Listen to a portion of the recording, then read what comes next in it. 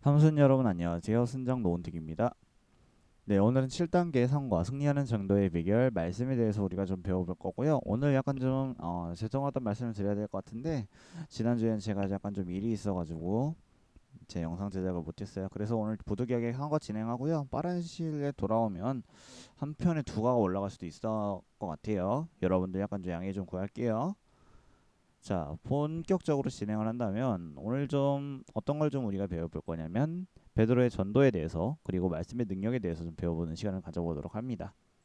근데 앞서 하기 있어서 여러분들께서 성경을 좀 읽으셔야 되는데 사도행전 2장을 좀 전체를 다 읽으셔야 돼요. 지난번과 같이 제가 다 준비했으니까 스탑 버튼 누르시고 읽으시면 돼요. 페이지는 총 3페이지입니다. 자, 첫 번째 페이지고요. 두 번째 페이지고요. 세 번째 페이지입니다. 다 읽으셨죠? 간단하게 설명을 좀 드릴게요. 읽으시고 난 다음에 설명을 들으셔야 돼요. 네, 여러분들 이 시기가 언제냐면 예수님께서 십자가에 못 박히셨어요. 그리고 다시 부활하시고 승천하시게 됩니다. 그리고 난 이후에 다락방에 모여서 기도를 하고 예배를 할 때 그때 예수님께서 예언하신 보혜사를 보내주신다라고 했는데 직접 그 보혜사를 보내주셔서 사람들이 방언 기도를 하게 돼요. 성령의 은혜로서. 근데 그거를 본 주위 사람들은 뭐 놀래는 거예요. 놀래가지고 어떤 사람은 선 넘게 저 사람 술 취했다라고 말하는 사람까지 있었어요. 그랬는데 베드로가 나와서 아니다, 우린 술 취한 게 아니다라고 하면서 그에 대한 설교를 진행하는 이야기입니다. 자, 간단하게 배워서 우리가 좀 베드로의 전도에 대해서 할 거예요. 하나님께서 주신 우리 말씀의 중요성에 대해서 한번 좀 알아보도록 할게요. 제가 앞으로 질문을 다 바꿔서 올릴 거예요. 말씀을 보시고 난 다음에 여러분들께서 해당 질문을 찾아서 직접 푸시면 되세요. 자, 증거할 자격이 없는 베드로임에도 불구하고 전도할 수 있는 비결은 무엇이었을까요? 사도행전 2장 2절에서 4절입니다. 호련히 하늘로부터 급하고 강한 바람 같은 소리가 있어 그들이 앉은 온 집에 가득하며 마치 불의 혀처럼 갈라지는 것들이 그들에게 보여 각 사람 위에 하나씩 임하였더니 그들이 다 성령의 충만함을 받고 성령이 말하게 하심을 따라 다른 언어들로 말하기를 시작하니라 라고 되어 있습니다. 베드로는 성령 충만함을 받았어요. 근데 베드로는 거기에서 받은 게 아니라 모든 사람들이 다 받은 거죠. 근데 아까도 말씀드렸다시피 그 상황에 그 사람들만 있는 게 아니라 모르는 예수님을 모르는 사람들도 너무 많았어요. 그래서 사람들은 어떤 사람은 술 취했다라고 말하기까지 했다라고 말씀드렸잖아요. 그때 성령 충만함을 받아서 그 모르는 사람들을 위해서 기도를 진행해 주시는 거죠. 전도를 진행해 주시는 거예요. 성령 충만함으로 성령이 하시고자 하는 능력을 알게 됐고 그로 인해 베드로는 진행하게 됩니다. 근데 그렇다면 여기서 한 가지 질문. 근데 성령 충만하면 무조건 구약에서만 가능한가요? 아닙니다. 아니, 신약에서만 가능한가요? 답을 말해버렸네요. 아니에요. 구약에서도 가능합니다. 예를 들면 사사시대예요. 사사시대 때 왕이 없었어요. 그럼에도 불구하고 이스라엘 민족이 유지될 수 있었던 이유가 무엇이냐면 사사시대의 사사들에게 하나님께서 직접 능력을 주셨기 때문이죠. 그 능력이 누구냐? 바로 보혜사 성령님의 능력이다 라는 걸 우리는 알 수가 있습니다.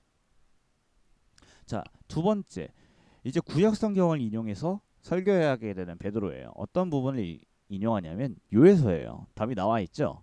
2장 28절에서 32절에 있는 말씀인데 그 후에 내가 내 영을 만민에게 부어주리니 너희 자녀들이 장래의 일을 말할 것이며 너희 늙은이는 꿈을 꾸며 너희 젊은이는 이상을 볼 것이며 그때 내가 또 내 영을 남종과 여종에게 부어줄 것이며 내가 이적을 하늘과 땅에 베풀리니 곧 피와 불과 연기 기둥이라 여호와의 크고 두려운 날이 이르기 전에 해가 어두워지고 달이 핏빛같이 변하려니와 누구든지 여호와의 이름을 부르는 자는 구원을 얻으리니 이는 나 여호와의 말대로 시온산과 예루살렘에 피할 자가 있을 것이며 남은 자 중에 여호와의 부름을 받을 자가 있을 것임이라 라고 되어 있습니다. 요에서를 인용해서 예언의 성취를 설명을 했어요. 이 부분에 사도행전 2장 16절부터 이 부분을 통해서 설명을 해줍니다. 베드로가 한번 읽어보죠. 자, 그렇다면 세 번째, 전도할 때 전도자 안에서 성령의 역할, 우리가 전도할 때 그 성령의 역할에 대해서 알려주시겠다는 거예요. 요한복음 14장 26절이에요. 보혜사 곧 내 아버지께서 내 이름으로 보내신 성령, 그가 너희에게 모든 것을 가르치고 내가 너희에게 말한 모든 것을 생각나게 하리라 라고 돼 있어요. 말씀을 가르쳐 주실 거고요. 말씀을 또한 생각나게 해 주실 거예요. 포함한 모든 것을이라고 돼 있죠. 근데 전제 조건이 있어요. 무엇이냐? 성령 충만함을 우리가 먼저 받아야 된다는 거예요. 아까도 똑같아요. 우리가 방언 기도를 아까 우리랜다. 거기 있는 사람들이 방언 기도를 막 시작하게 됐잖아요. 근데 그냥 이전에는 성령 충만함 받기 전에는 그냥 기도만 했었어요. 그 순수 보국어로. 근데 성령 충만함을 받고 나니까 막 터지듯이 나오는 거죠. 성령 충만함과 더불어 말씀에 대한 충만함이 있어야 된다고 합니다. 자, 그렇다면 이제 회중을 상대로 베드로가 이런 말을 합니다. 사도행전 2장 23절에서 26절입니다. 23절과 26절이에요. 그가 하나님께서 정하신 뜻과 미리 하신 대로 내준 바 되었거늘 너희가 법는 자들의 손을 빌려 못박아 죽였느니라. 그런즉 온 집은 확실히 알지니 너희가 십자가에 못 박은 이 예수를 하나님이 주와 그리스도가 되게 하셨느니라라고 되어 있어요. 무엇을 깨달으라? 그리스도를 못 박아 죽인 자를 깨달아야 된다는 거예요. 왜? 우리가 스스로 예수님을 죽였기 때문에, 십자가로 내몰았기 때문입니다. 자, 그렇다면 이제 아까 방금 전에는 전도자의 역할에 대해서 배웠고요. 그리고 중간에 우리가 예수님을 죽였다는 사실에 대해서 우리가 알게 됐어요. 그렇다면 그걸 듣고 있는 사람들에게는 어떠한 역할을 주실 거냐? 성령님께서 말씀에 이렇게 나와 있습니다. 이 말씀은 예수님께서 직접 말씀하셨어요. 요한복음 16장 8절에서 11절이에요. 그가 와서 죄에 대해, 의에 대해, 심판에 대해 세상을 책망하시리라. 죄에 대하여서는 그들이 나를 믿지 아니함이요, 의에 대해서는 내가 아버지께로 가니 너희가 다시 나를 보지 못함이요, 심판에 대해서는 세상 임금이 심판을 받았음이라라고 되어 있습니다. 세 가지로 세상을 책망하신다는 거예요. 여기서 중요한 사실은 사람을 책망하시는 게 아니라 세상을 책망하신다. 왜? 사람은 연약하기 때문에. 죄는 우리가 보시면 이렇게 돼 있어. 그들이 나를 믿지 아니함이라고 돼 있는데 우리가 지은 죄로 인해서 우리가 예수님을 못 믿어요. 하나님을 못 믿어요. 성령님을 못 믿게 됐기 때문이에요. 그렇다면 의는 무엇이냐면 예수님께서 이 세상에 내려오셔서 모든 행하는 모든 일들을 다 의라고 하신 거예요. 그래서 근데 그 의를 모두 다 끝내시고 하나님께서 다시 돌아가셨어요. 예수님께서 승천하셨죠. 근데 우리는 예수님을 다시 볼 수 있어요? 없어요? 없어요. 대신에 누굴 본다? 성령님을 본다게 된다는 거예요. 그리고 그 후에 마지막 때에 이르면 심판을 하실 건데 누구를? 이 세상 임금을. 이 세상 임금이 누구냐? 공중의 권세 잡은 자래요. 그게 누구예요? 사탄이라는 거예요. 이 사실을 알려주신 게 그 듣는 사람에 의해서 알려주시겠다라는 거예요. 세상을 책망하실 건데 이렇게 해서 내가 책망할 거야라고 알려주신다는 거예요.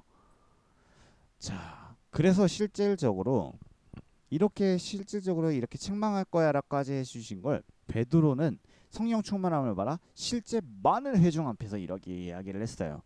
그러니까 그에 대한 결과는 어떻게 됐냐면 설교 후에 정말 예수님을 몰랐던 사람들, 심지어 저 사람들 술 취했어라고 말하는 그 사람들까지도 모두 영접하는 역사가 일어납니다. 그 숫자가 얼마나 되냐면 최대 3,000명이라고 됩니다. 그 시대에 3,000명이면 정말 많은 거죠.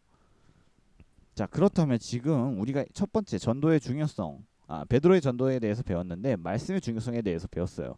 그렇다면 우리가 중요한 건 알겠어. 그렇다면 우리의 능력, 말씀의 능력은 무엇인지에 대해서 알 건데 대신에 여기서 말씀의 능력이라고 하는데 전도의 부분에서만 약간 오해하시는 분들이 계실 거예요. 아니에요. 말씀 자체의 능력에 대해서 우리가 좀 배워보도록 하겠습니다.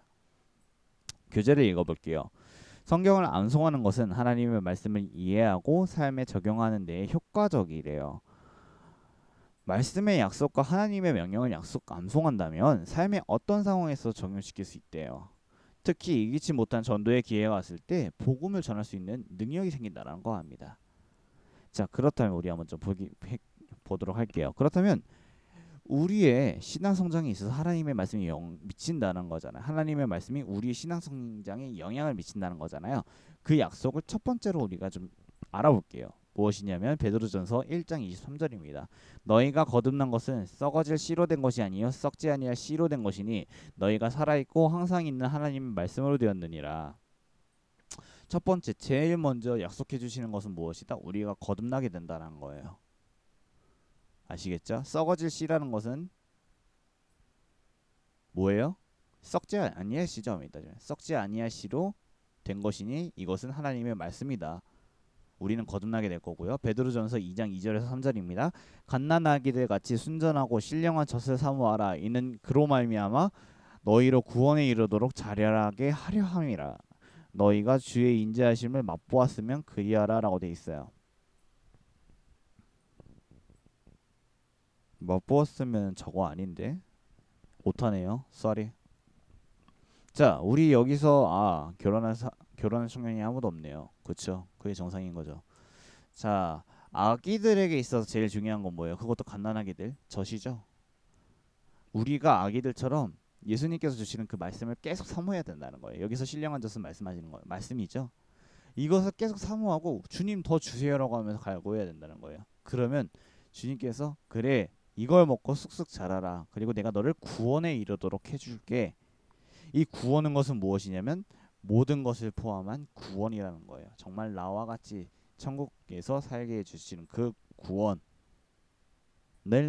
알게 되는 거죠. 즉 우리는 어린아이와 같은 신령한 젖을 사모하는 마음으로써 우리는 주님께 구원을 간구해야 된다는 겁니다. 구원에 이르도록 자라게 되는 것이죠. 세 번째 약속은 무엇이죠? 여호수아 1장 8절이에요. 이 율법책 내 입에서 떠나지 말게 할지며 주야로 그것을 묵상하며 그 안에 기록된 대로 다 지켜 행하라. 그리하면 내 길을 평탄하게 될 것이며 내가 형통하리라. 자, 무엇일까요? 묵상하면 평탄과 형통하게 된다는 거예요. 주님께서 주시는 우리의 세 번째 약속입니다. 네 번째 약속은 무엇이죠? 시편 1편에서 1절에서 3절이에요. 복 있는 사람은 악인들의 죄를 따르지 아니하며 죄인들의 길에 서지 아니하며 오만한 자들의 자리에 앉지 아니하고 오직 여호와의 율법을 즐거워하여 그의 율법을 주야로 묵상하는도다. 그는 시냇가에 씹은 나무가 철따라 열매를 맺으며 그 잎사귀가 마르지 아니한 같으니 그가 하는 모든 일이 다 형통하리로라라고 돼 있어요.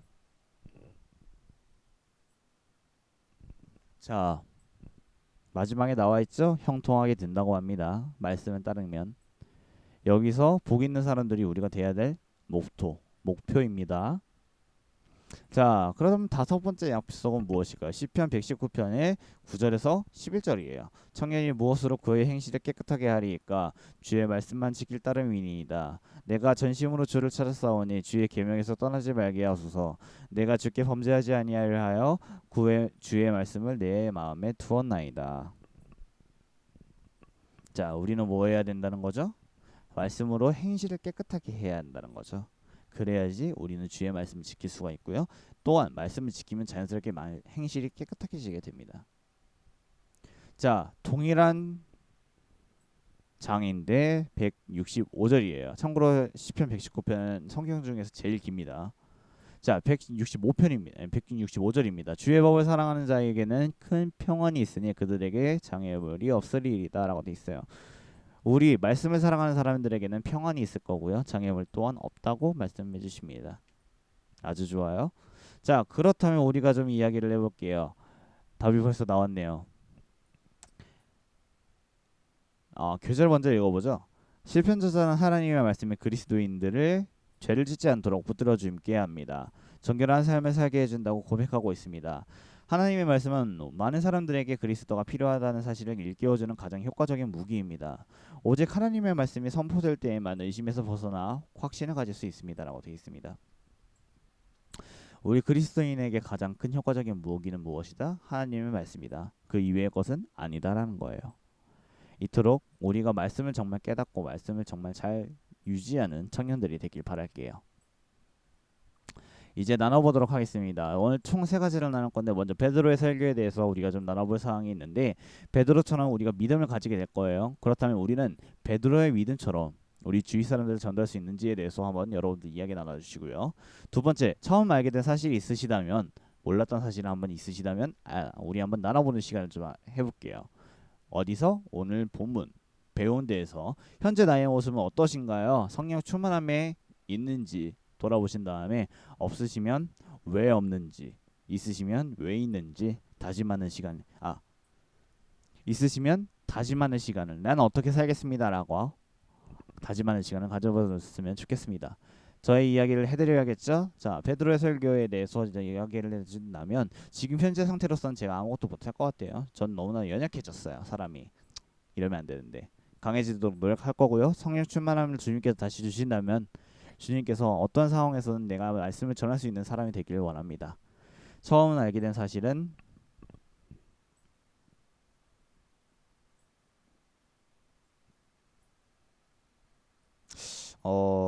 주의 법을 사랑하는 자에게는 큰 평안이 있으니 그들에게 장애원이 없으리이다. 시편 119편 165절 말씀인데요. 이 부분을 분명히 읽었는데 약간 좀 놀라게 되는 것 같아요. 장애원이 있는 거면 주님께서 주신 게 아니라 사탄이 주신 거네요. 그 사실을 약간 좀 깨달았던 것 같아요. 현재 나의 모습 저는 없는 것 같습니다. 성령 충만함이 없으니까 이거를 더 받으려고 열심히 노력할 거고 이거를 위해서 주님께 더 요청을 하는 제가 되도록 하겠습니다. 여러분들 이야기 나눠주시고요. 너무 어려운 사실 안 나누셔도 돼요. 간단한 이야기 나눠주셔도 되니까 아멘보다는 훨씬 나을 것 같아요. 아멘이 원래 이렇게 좋아야 되는데 참 이러면 안 되는데 부탁드리고요. 자, 다음 걸로를 알아보도록 합니다. 다음 주 순모임은 7단계 5가 진행할 거고요. 승리하는 전도의 비결, 기도에 대해서 우리가 좀 배워보는 시간을 좀 가져보도록 하겠습니다. 감사합니다. 한 주간 잘 보내세요. 안녕.